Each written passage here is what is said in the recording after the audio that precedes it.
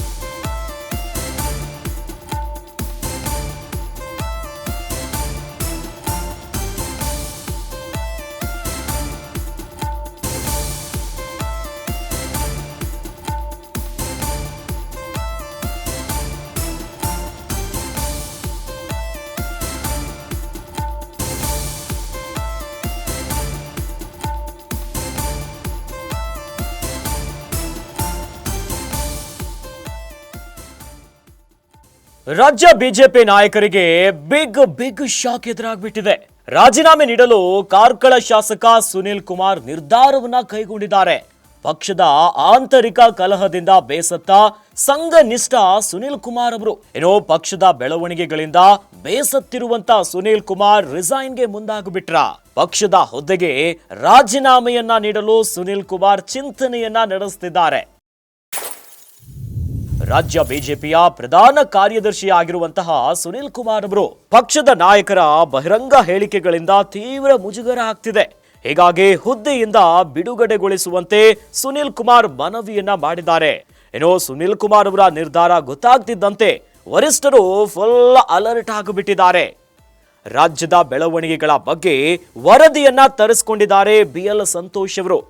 ಜೊತೆಗೆ ಸುನಿಲ್ ಕುಮಾರ್ ರಿಂದ ಮಾಹಿತಿಯನ್ನ ಪಡೆದಿದ್ದಾರೆ ಸಂತೋಷ್. ದುಡುಕಿನ ನಿರ್ಧಾರವನ್ನ ಕೈಗೊಳ್ಳದಂತೆ BL ಸಂತೋಷ್ ಸೂಚನೆಯನ್ನ ಕೊಟ್ಟಿದ್ದಾರೆ. ಪಕ್ಷದ ಸಮಸ್ಯೆಗಳು ಏನೇ ಇದ್ರೂ ಕೂಡ ನಾನು ಬಗೆಹರಿಸ್ತೇನೆ ಅನ್ನೋದಾಗಿ ಭರವಸೆಯನ್ನ ಕೊಟ್ಟಿದ್ದಾರೆ. ಅಲ್ಲಿಯವರೆಗೂ ಆತುರದ ತೀರ್ಮಾನಗಳು ಮಾಡದಂತೆ ಸಲಹೆಯನ್ನ ಕೊಟ್ಟಿದ್ದಾರೆ. ರಾಜ್ಯ ಬಿಜೆಪಿ ಕಚೇರಿಯಲ್ಲೇ ಕೂತು BL ಸಂತೋಷ್ ವರ್ಕೌಟ್ ಅನ್ನ ಮಾಡಿದ್ದಾರೆ.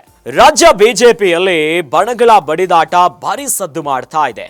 ಅತ್ತ ವಾಗ್ಬಾಣಗಳನ್ನ ಹರಿಸ್ತಿದ್ದಾರೆ ನಾಯಕರು.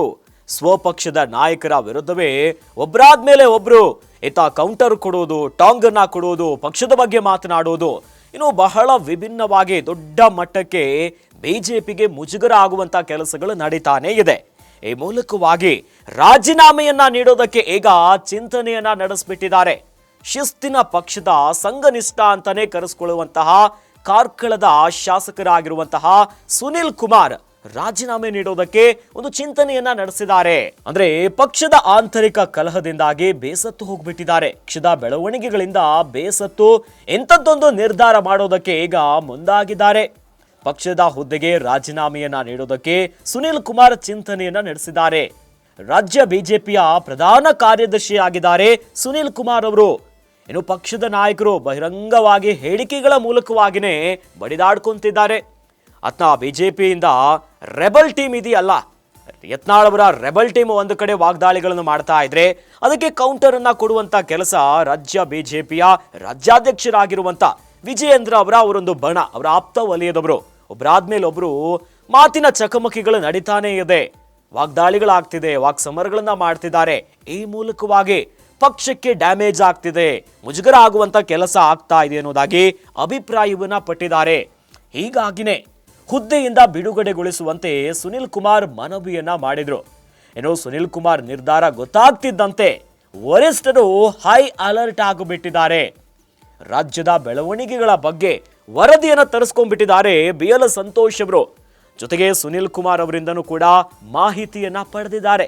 ಹೀಗಾಗಿನೇ ದುಡುಕಿ ನಿರ್ಧಾರಗಳನ್ನ ಕೈಗೊಳ್ಳಬೇಡಿ ಅಂತ ಸೂಚನೆಯನ್ನ ಕೊಟ್ಟಿದ್ದಾರೆ. ಪಕ್ಷದಲ್ಲಿ ಏನೇ ಸಮಸ್ಯೆ ಇದ್ರೂ ಕೂಡ ಬಗೆಹರಿಸ್ತೀನಿ ಅನ್ನುವಂತಹ ಭರವಸೆಯನ್ನ ಕೊಟ್ಟಿದ್ದಾರೆ. ರಾಜ್ಯ ಬಿಜೆಪಿ ಕಚೇರಿಯಲ್ಲೇ ಕೂತು BL ಸಂತೋಷ್ ಅವರು ವರ್ಕೌಟ್ ಅನ್ನ ಮಾಡಿದ್ದಾರೆ.